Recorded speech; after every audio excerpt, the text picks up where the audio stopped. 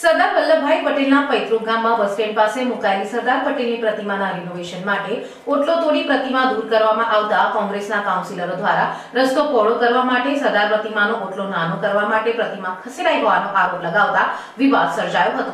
જોકે પાલિકાના ઉપપ્રમુખ દ્વારા સરદારની પ્રતિમાના સ્થળે રિનોવેશન કરવા માટે ઓટલો તોડી નાખ્યો હોવાનું તેમજ 1 માસમાં તે સ્થળે પ્રતિમાનું પુનઃસ્થાપન કરવામાં આવશે તેમ જણાવ્યું હતું. કરમસદ ગામના બસ સ્ટેન્ડ પાસે આવેલી સરદાર પટેલની પ્રતિમાની આસપાસ બનાવેલા ઓટલો આજે તોડી નાખવાની કામગીરી થતી હોય પાલિકાના કોંગ્રેસના કાઉન્સિલરો ચોંકી ઉઠ્યા હતા અને રસ્તો પહોળો કરવા માટે સરદાર પટેલની પ્રતિમાની આસપાસનો ઓટલો તોડી જગ્યા નાની કરવા માટેનો કારસો ઘડાયો હોવાનો આરોપ લગાવીને આ અંગે પાલિકાના કોંગ્રેસના કાઉન્સિલરોએ પાલિકા પ્રમુખને લેખિતમાં વાંધો રજૂ કર્યો હતો, જેને લઈને વિવાદ સર્જાયો હતો. જોકે પાલિકાના ઉપપ્રમુખ નિલેશ પટેલે ખંડન કરતા કહ્યું હતું કે 1958માં ગામના સરપંચે પોતાના ખર્ચે આ પ્રતિમાનું નિર્માણ કર્યું હતું અને હાલમાં પ્રતિમા નિર્માણ કરનાર આ સરપંચના પુત્ર ઠાકોરભાઈ પટેલ વિદેશથી આવતા હોય આ પ્રતિમાનું રિનોવેશન કરી આકર્ષક બનાવવાની વાત પાલિકા સમક્ષ મૂકતા તેમજ તે તમામ ખર્ચ તેઓ કરવાની તૈયારી બતાવતા આ જૂની પ્રતિમાને હાલમાં ખસેડીને એક સેફ જગ્યાએ મૂકવામાં આવી છે.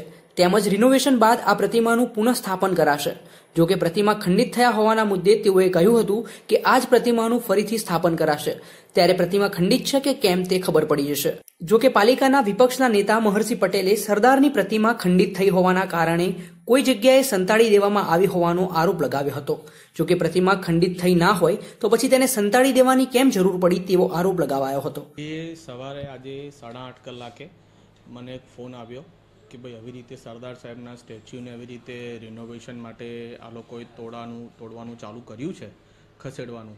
તેથી અમે લોકોએ તપાસ કરીને પૂછ્યું, નગરપાલિકામાં તપાસ કરી. નગરપાલિકામાં તપાસ કરતાં માલુમ પડે છે કે કોઈ ગામના રહીશે એવી અરજી આપી નથી કે સ્ટેચ્યુ રિનોવેશન કરો, કે દાતાએ કોઈ એવી અરજી આપી નથી. કોઈ નગરપાલિકાની બોર્ડ મિટિંગમાં પણ એને કોઈ જાતનું ડિસ્કશન કે કોઈ મુદ્દો ચર્ચામાં લેવાયો નથી. નગરપાલિકામાં જે 4-5 જણા જે છે અત્યારે વહીવટકારી, એ વહીવટકારી જ બધા ભેગા થઈને આ બધા નિર્ણયો લે છે.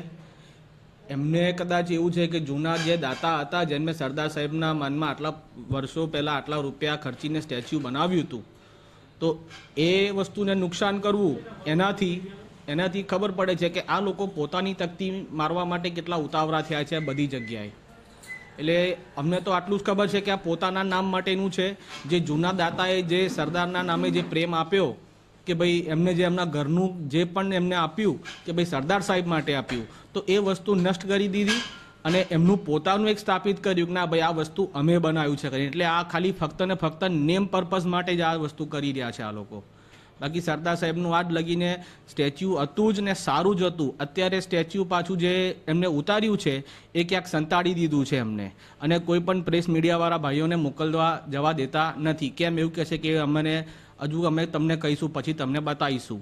એટલે મને લાગે છે એમ કે એ લોકોએ સરદારનું સ્ટેચ્યુ ખસેડતા સરદારની મૂર્તિને કંઈક ખંડન કરી છે એ લોકોએ, એટલે એ લોકો સંતાડે છે. બાકી આ જ વસ્તુ એમને જો કરવાની હોત તો ગામજનોની અને નગરપાલિકાના જે પણ જે હોદ્દેદારો છે, સભ્યસદો છે, બધાને સાથમાં લઈને એમના બધાને કોન્ફિડન્સમાં લઈને આ કરી શકત. પણ એ લોકોએ એમનું પોતાનું for the namesake purpose આ લોકોએ એવી રીતના એમને જાતે કર્યું છે.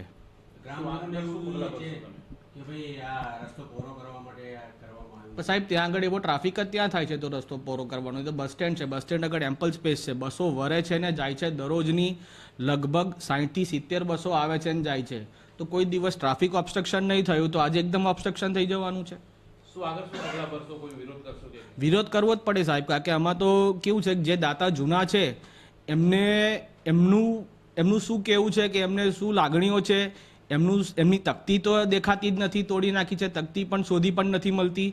એટલે આ શું છે એમને જાણ છે કે નહીં કે શું એ બધું હજુ ખબર નથી. એટલે અમે એમને વાત જવાના છે અને પછી અમે જોઈએ કે અમે કોંગ્રેસ તરફથી કે અમે કેવી રીતે એમને પ્રોટેસ્ટ કરીએ છીએ. સૌ પ્રથમ તો જે હટાવી લેવાની વાત છે એ તદ્દન ખોટી છે. 1958માં અમારા ગામના એક વડીલ નરસિંહભાઈ ઉમેદભાઈ પટેલ કે જેઓ સરપંચ હતા, તેઓએ પોતાના ખર્ચે આ સ્ટેચ્યુ મૂકેલું અને ગામની શોભા વધારેલી.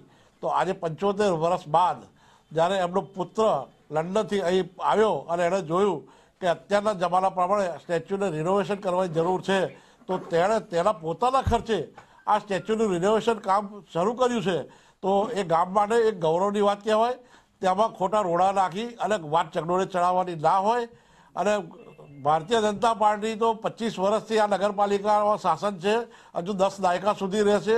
હંમેશા વિકાસની રાજનીતિ કરતી આવી છે અને કરશે, પણ આ ખોટી વાતોને વેગ આપવામાં કશો જ અર્થ નથી એવું મને લાગી રહ્યું છે. 75 વર્ષ જૂનું સ્ટેચ્યુ છે એનો ઉપયોગ શું થશે? એ સ્ટેચ્યુ પાછું મૂકવામાં આવશે. અત્યારે સ્ટેચ્યુને ક્યાં મૂકવામાં આવ્યું? અત્યારે એને સેફમાં મૂકવામાં આવ્યું છે, નગરપાલિકાની જગ્યામાં સેફ અને વ્યવસ્થિત રીતે મૂકવામાં આવેલું છે. વિપક્ષનો એવો પણ આક્ષેપ છે કે આ સ્ટેચ્યુ ઉતારતા સમયે ખંડિત થવાના કારણે એ જગ્યાએ લોક કરી દીધું છે. કોઈ ખંડિત અને અમારે એવી કોઈ બતાવવાની જરૂર નથી. ખંડિત થાય કે ના થાય, જે તે ટાઈમે સ્ટેચ્યુ મુકાઈ જાય ત્યારે વિપક્ષ પણ જોઈ શકે અને પત્રકાર મિત્રો પણ જોઈ શકે. નવું સ્ટેચ્યુ કેટલા સમયની અંદર રેડી થશે અને કુલ કેટલો ખર્ચો થશે? ખર્ચની બાબત તો અમને ખબર ના હોય, કારણ કે કોઈ દાતા ખર્ચ કરતો હોય તો એમાં અમારે કંઈ વચ્ચે પડવાનું ના હોય. તો ખર્ચ પણ દાતા કરે છે અને દાતાએ કહેલું છે કે 1 મહિનાની અંદર હું આ સ્ટેચ્યુ પાછું મૂકી દઈશ.